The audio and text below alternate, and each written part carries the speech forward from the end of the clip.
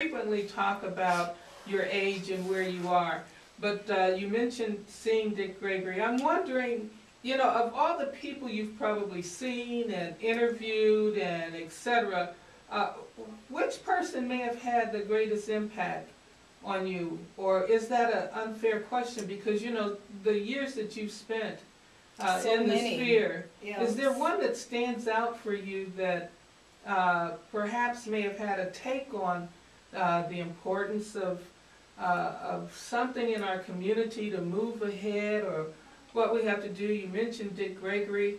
I can remember talking to Ernest Gaines that I was so taken by some of the wisdom that he imparted, and Nikki Giovanni, and some of the wisdom. Who have you maybe talked to? I've talked to some people that made me mad too. I guess so. I guess we ran the gambit here at KBBG. Because you've had some people. For the years, yeah. We've had the head of the Ku Klux Klan interviewed here. I never thought I'd have anything like that happen in my life, At the other end of that, of course, is presently, and that's our President of the United States of America, Barack Obama, President Barack Obama. But other people, I will forever be thankful, and I say a prayer every day of my life for my parents, and especially my mother. When people are looking for heroes and sheroes, and it was a time that she was truly a woman beyond her she had understanding way beyond the era she was brought up in, and where women's place was, and because she didn't believe women had no certain place. So my mother was a great influence to me. Yeah, I just wonder, because such passion, you express regarding education, and as you talk about the community and the role of the community. Actually, when we talk about society, one of the reasons we have social institutions and we have communities is because those entities can provide and assist families and individuals when they can't do things for themselves. That's one of the purposes of having community. But that passion comes out, and so it just struck me, as I was talking, because education is something that this station is built on, and something that you talk about, and something that you have certainly instilled a love for education in the young people that you have reared in your life, your children, your grandchildren, maybe some great-grandchildren. I have great-great, but yes. The message is always consistent. And for those of you who are listening, I don't know what you think about education, but one of the questions, should we allow our kids to be shipped off to disciplined schools in the 3rd grade, as is happening someplace in the country, with a young man who inadvertently took a malfunctioning, non-functioning gun to school because it was laying around the house. He thought it was a BB gun. He took it to school, didn't point it at anyone, etc., and he was tagged and dismissed from the school and put in a disciplined school. This was a kid with perfect attendance. He had he had all A's. This is a 3rd grader. Exactly. That so we have to. This article that you gave me in the Crisis magazine. Yeah. As parents, what are we doing to really prepare our young people for the future in terms of education? I know the station here is doing an awful lot in terms of trying to work with the entire community. If we look at this programming that you're doing, you're educating, it's almost like a ministry that KBBG has, And so if you're listening, what kinds of things should we be doing to ensure that our students are prepared for the future? But Lou, we're doing some things here, and maybe you can share with the listeners what KBBG is doing with their programming, because I'm impressed, and I know it's almost time to go off the air. Well, no, it's almost time for us to take a break. Oh, okay. Yeah. Okay. Okay, we've got plenty of time. First of all, I want to thank all of those who supported our 35th anniversary. Now, Sharron, you've been around for a long time, and it's almost so hard to think back over those many, Yeah. many years. But I always remember the first time, and we've told this story I don't know how many times, so I'm not going to tell it again today, but we appreciate Dr. Sharron Clayton and what she has brought to KBBG over the years in terms of what the community needs to know and how we can be a part of that and how we can be responsible for those things that, very frankly, for too many of us, we've lost. It's the extended family that's not there to hold us up and to help us.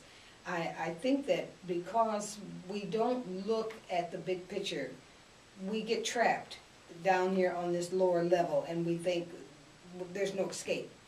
And then we have our children who are not reading as well as they should. And I don't think it's because they can't, I think it's because they haven't got someone there to push them forward and to help mold them and tell them the importance of reading. Because if you can't read, how are you gonna write and spell? You can't right? do it. And basically, if you can't read or don't read, and you're not writing, then what happens to your oral communication? Exactly. You know, how do you learn to frame those sentences and use words orally? Or do you just pick up slang, you know, and go with it that way? Well, you know, we try. We know that there's a great, not only in education with our children, but there's also another segment of our society, and that is our health conditions in the African American community have just gone to you know where. But the bigger picture is it's gone you know where in the white community as well. Absolutely. It's just worse where we are Absolutely. concerned. But certainly that the health issues now are getting an awful lot of attention. And I know here, we were so fortunate, our health initiative, headed up by Tina Douglas, who is a nurse with a master's and who has settled here at KBBG to do some work in the health department and bringing that kind of thing forward. She looks at these stats and, you know, it's just like, Mom, I don't believe this. How can this be happening? I mean, we're in a country that's far ahead of any other country on earth, and yet still we seem to be sliding backwards. Well, nutritionally, we're probably at the bottom With of the bottom. We are. There's no question about that. Yeah. That's for sure. But there are things that we do bring to the airwaves and know that there is reason for the community to know these things. And we've just been handed something here. Okay. I'm going to give this to you, Sharon. You want to share this? Just came in. This was a listener that called in and wanted to make a comment about a statement that Reverend T.D. Jakes had made on a program that was aired on our station. And he was basically saying that racism would always exist, and it even exists within races. And he qualified his statement that it's one's prerogative to exercise biases, but to the extent that hampers another's well-being and ability to thrive, that's not acceptable. Racism has been a part of the development of human life. You know, I would imagine you have some sort of isms going on among animals too, you know, in terms of in-group and out-group kind of thinking. She said that the blacks were the victims of their own stereotypes and that the Mexicans were bringing down the community. Okay, listeners. Did you see that spic? I see the spic there. She didn't realize that using the word spic was in and of itself derogatory. Exactly. You know, there's an interesting aspect to stereotyping. And that is that is the stereotype develop and then you hear it so often that you act it out, or do you act out and then a label is put on you and the stereotype? Well, for blacks, the stereotypes were invented as far back as antiquity in terms of moving blacks around the diaspora, the African diaspora, and then here to the United States. The stereotypes were created to maintain the inequitable systems that dealt with labor, that dealt with education, that dealt with justifying justifying, actually legitimizing discrimination in this country. So the stereotypes that exist for women and men of the black ilk were actually constructed as archetypes, and they have remained within our lexicon of conversation, so to speak, and beliefs over the years, because they justify public policy. Yes. They justify it. And so the treatment of this young boy that I was talking about as a criminal in the third grade. Now, where does that come from? All his life. That he has to wear a certain color to make Right. sure people know. Where does that, what did they believe about us? The inability to let Eleanor Holmes Norton speak at the congressional hearing regarding the abortions in Washington, D.C. Why didn't they let her speak? She's an elected official. Did they think she was going to turn into Sapphire or something? And, you know, but there are stereotypes that were created and constructed. Now, those stereotypes have taken on a life of their own, such that some of us actually believe and act them out. That's because they've been programmed through our visual media, through our written media, over and over again, and there are about 5 or 6. We could do a whole show on stereotypes. Do you think, I said, she went on to say this, and I want to ask you, which comes first here? Does she realize that what she's saying is really not acceptable? Does she really believe this? Because she goes on to say she did not want to be on the air, but wanted her sentiments shared with the host of Well, Prime I Radio. think that one of the things that we have to be willing to do first and foremost is to interrogate ourselves. You know, why am I using the term spick? Where did that come from?